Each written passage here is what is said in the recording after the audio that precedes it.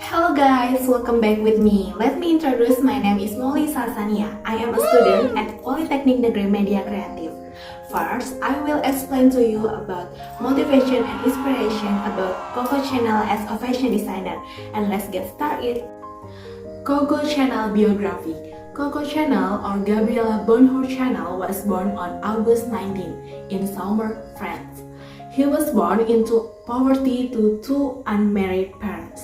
After his mother died, his father handed him over to an orphanage. She was raised by nuns who taught her to sew clothes. Not only has sewing skills, Channel also has singing skills. Channel becomes a cafe singer and earns nickname Coco. The history of Coco Channel journey as a fashion designer. Channel first started her fashion business when she was in her 20s.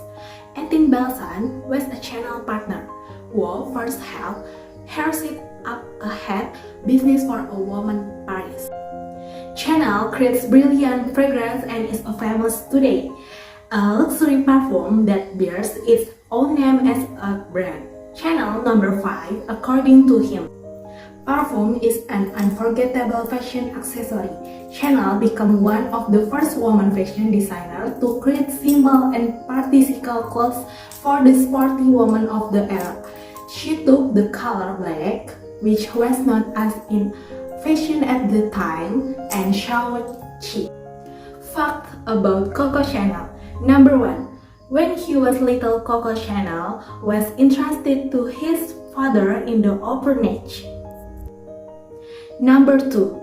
Asked to be a cafe singer and got the nickname Coco. Number 3. Get capital from his girlfriend to open a hat shop. Number 5. In 1921, Coco Channel began to venture into the perfume business. Number 6. Engaged with the Nazis and closed his shop during World War II. Number 7. After World War II, Coco Channel returned in 1954 and created suites for women. And last, lived at the Ritz Hotel for 30 years until the end of his life. Best Coco Channel quotes and motivation about fashion. Fashion has two purposes: comfort and love. Beauty comes when fashion succeeds. Next, I will show a video clip about Coco Channel.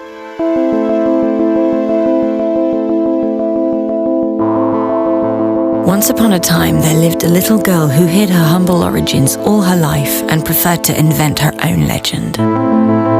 Once upon a time, Gabrielle Chanel was born under the sign of the Leo to a traveling peddler and a laundress who died at 32, exhausted by life. Once upon a time, there was a father who abandoned his 5 children and had his 3 daughters sent away to an orphanage. At 12 years old, Gabrielle would never see him again. Forever after, she pretended that he had left to make his way in America.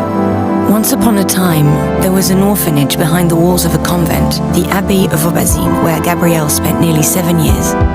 The Romanesque purity of this ascetic world would inspire her sense of austerity and her taste for black and white, while the opulence of religious garments and ceremonial objects would spark her fascination with Baroque style, gold and colored gems in years to come. Once upon a time, there was a beautiful young girl who spent her days sewing and her nights singing in a cabaret before troops of cavalrymen. She was called Coco because she often sang "Who's Seen Coco" in the Trocadero. She always preferred to pretend that Coco was the nickname given to her by her father. Once upon a time, a young woman with a boyish allure refused to ride side saddle on the horses of a well-born cavalier, Etienne Balzan. She dressed like no one else, taking her inspiration from masculine attire and inventing new styles of hat, which she stripped off their birds and feathers to make them simpler, lighter, more chic. Her first clients were working girls, but society quickly followed.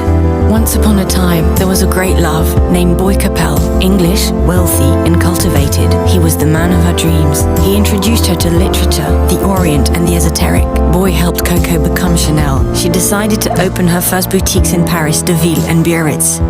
She wanted to work to win her liberty. Once upon a time, a revolution came to pass when, in a stroke of genius, Coco Chanel transformed the female silhouette. She shortened dresses, revealed ankles, freed the waist, eliminated corsets, revived jersey, cut her hair and bronzed her skin. Chanel closed one era and launched a new century of fashion. Once upon a time, at 31 Rue Cambon, Mademoiselle Chanel opened her first couture house in Paris in 1918. The little country girl, the orphan of Aubusine, had become the queen of Paris. Before liberating women, she had liberated herself. Once upon a time, there was a love story that ended abruptly. Boy Capel died in a car accident. For the first and last time, Coco Chanel was seen to cry. Either I die as well, she said, or I finish what we started together. She chose to go on. How was the video? Really inspiring, isn't it? Well, that's a brief review about the life story and journey of Coco Chanel in establishing the Chanel brand. Coco Chanel is a very inspiring designer figure for me. The reason is because she has a high enthusiasm for creating, even though she has been down and has a pretty dark past. Therefore, it is not surprising that Coco Chanel is included in Time magazine list of the 100 most influential people of the 20th century and is the only designer on the list. In summary, Coco Chanel is a successful and famous fashion designer. At a young age, he already has his own brand even though he has a dark past. But he never makes it an excuse not to be successful. That's why Coco Chanel really inspires me. Okay guys, thank you for watching. See you. Bye.